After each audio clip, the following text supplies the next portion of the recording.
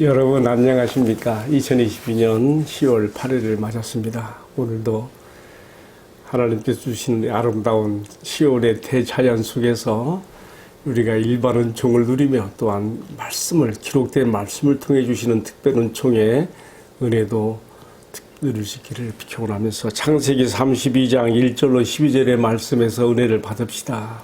제가 9절부터 12절까지에 나오는 야곱의 기도를 봉독하겠습니다.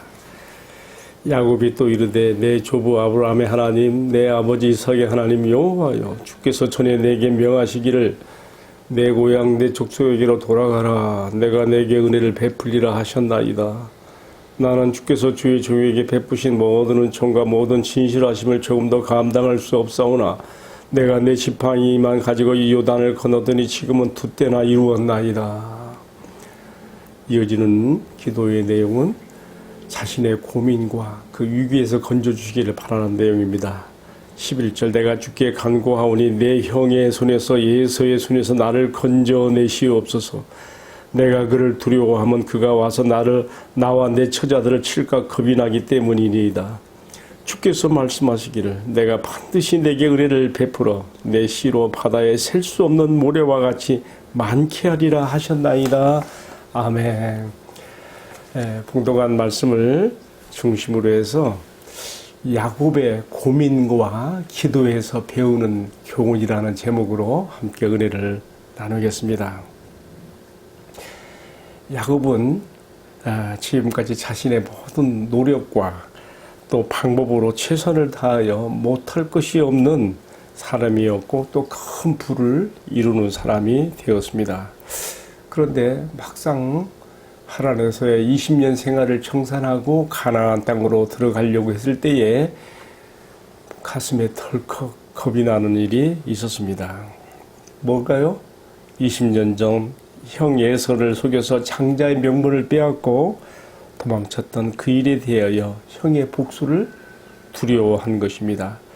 지금까지는 자신이 잘 되기 위해서 인간적인 방법으로 할 수 있는 일을 다 해보았습니다마는 형과의 화해를 이루는 일만큼은 도무지 자신이 없었습니다. 그래서 그는 간절히 기도하는 자리에까지 내려가게 되었습니다.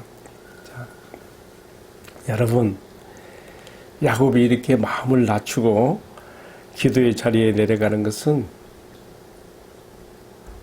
하나님께서 그 배후에서 야곱의 마음을 지금 만지시기 때문에 그런다고 생각이 됩니다. 왜 그런가 보면요. 야곱은 지금 하란에서 막 그 대가족을 이루고 많은 재산과 부를 쌓아서 하는 것보다 더 중요한 것이 있어요. 그 뭐냐면요. 아브라함과 이삭과 야곱 자신으로 이어지는 언약의 계승자로서 하나님의 구속 역사의 무대에 지금 세워져야 될 사람이거든요. 물론 아브라함, 이삭 자신으로 이어지는 신앙적 유업의 계승은 받았지만 그러나 하나님께서 지금 그가 도덕적으로 윤리적으로도 성숙한 하나님의 사람으로 서는 것이 중요하기 때문에 이렇게 그를 기도의 자유로 몰아붙인 것이라고 우리가 생각할 수가 있겠습니다. 지금까지는 인간적인 방법으로 곤모술수를 써서라도 그는 다 되었습니다. 그러나 이제는 안 됩니다. 그래서는 안 됩니다. 하나님을 알았고 어떤 분인가를 알았고 이제는 정말 하나님 중심적으로 하나님 주권에 그가 매달려서 가는 것이 아니면 안 되기 때문에 하나님께서 지금 한 차원 업그레이드 시키는 신앙으로 그를 지금 몰아넣기 위해서 하나님과의 관계에서 문제가 해결되지 않으면 형 예서의 문제도 해결되지 않을 것임을 이 사건을 통해서 보여주고 있는 것이죠. 여러분 그렇습니다. 하나님과의 문제가 하나님이 나에게 바라시는 그 모습이 되고 그 문제가 해결되어지면 사람의 문제는 절로 해결된다는 것이 성경의 원리입니다. 특별히 지금 야곱에게 있어서 문제는요. 용서의 문제입니다.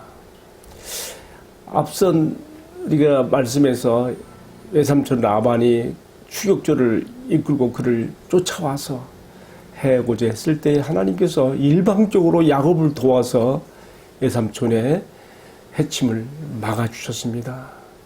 하나님께서 재산의 문제, 재물의 문제는 그래도 적당하게 넘어가 주셨습니다. 그러나 형 예서와의 용서와 화해의 문제, 하나님께서 이 용서의 문제에 대해서만큼은 적당히 넘어갈 수 없다고 지금 이 상황에서 말씀하시는 것이며, 지금 야곱이 자기의 종 사신들을 에서에게 보내서 주로 호칭하며 따로 애물을 참 이렇게 준비하여 그의 마음을 풀려하고 하면서도 그의 마음이 걷잡을 수 없이 불안에 떨고 지금 기도의 자리에 갈 수밖에 없는 것은 재물의 문제보다 더 중요한 용서의 문제가 하나님 앞에서 얼마나 중요한 것인지 우리에게 가르쳐주고 있는 것이죠. 이제 이 문제는 야곱이 그렇게 애물을 보내어서 또 아첨하듯이 형 예서를 주라고, 자신의 주라고 호칭하면서 그렇게 해서 해결된 문제도 아니에요. 여러분, 야곱의 이 이야기는 오늘 하나님께서 이 말씀의 독자가 되는 주의 백성된 우리 모두에게 동일하게 주시는 말씀입니다. 우리가 신앙생활을 해나가는 여정에서 때로 야곱처럼 위기 상황과 어려움을 당하기도 하지만 사실은 우리를 이런 상황에 밀어 넣으시는 하나님의 손길이 있다는 것을 우리가 깨달아야 됩니다. 이것은 우리를 깨끗하게 하시고 더 많은 열매를 맺게 하시려는 하나님의 손길이 우리 배후에 있다는 것을 우리가 꼭 기억할 필요가 있습니다. 자, 오늘의 말씀의 결론으로 가겠습니다. 그러므로 우리들이 이 세상을 살아가면서 때로 답답한 일을 당하거나 마음이 무너진 것 같은 위기상황을 만날 때 사람의 힘으로는 해결할 수 없는 막다른 골목에 우리가 다다를 때 이런 것들은 우리로 하여금 기도하게 만드는 도화선이 되고 이로써 우리가 하나님을 기도 가운데서 만나게 되어지며 내 힘으로가 아니라 하나님의 힘으로 문제를 해결받는 것을 우리가 야곱을 통해서 배우게 되는 것이죠.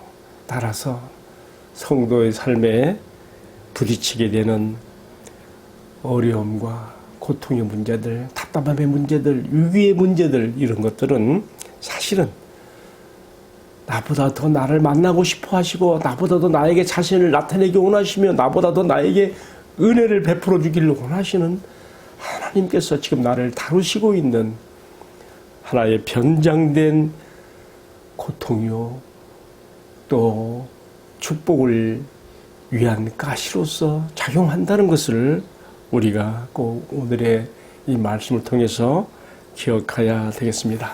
자, 이제 야곱이 하란의 삶을 뒤로하고 가나안으로 들어가는 시점에서 부딪히는 이런 모든 상황과 문제들은 오고 오는 모든 시대의 야곱, 곧 이스라엘의 영적 후손이 되는 우리들, 하나님의 백성이 하나님의 권속된 우리들이 야곱과 동일한 선상에서 우리는 어떻게 될 것인가를 가르쳐주는 중요한 영적 교훈이 된다는 것을 오늘의 말씀을 통해서 마음 깊이 새깁니다. 오늘 말씀 제목으로 야곱의 고민과 기도에서 배우는 것이라는 제목을 걸고 잠시 말씀을 나누는데요. 이러한 은혜가 이 말씀을 시청하는 모든 성도들에게도 또 저에게도 함께 할 수 있기를 간절히 기원합니다. 함께 기도합시다. 사랑하시는 주님, 우리가 살아가는 세상에서 때로 우리가 인간적인 방법으로 세상적인 방법으로 정치적인 문제로 이런 것들을 해결하려 할 때가 있지만은 그러나 사람의 힘으로 노력으로 해결할 수 없는 문제에 닿을 때가 있습니다.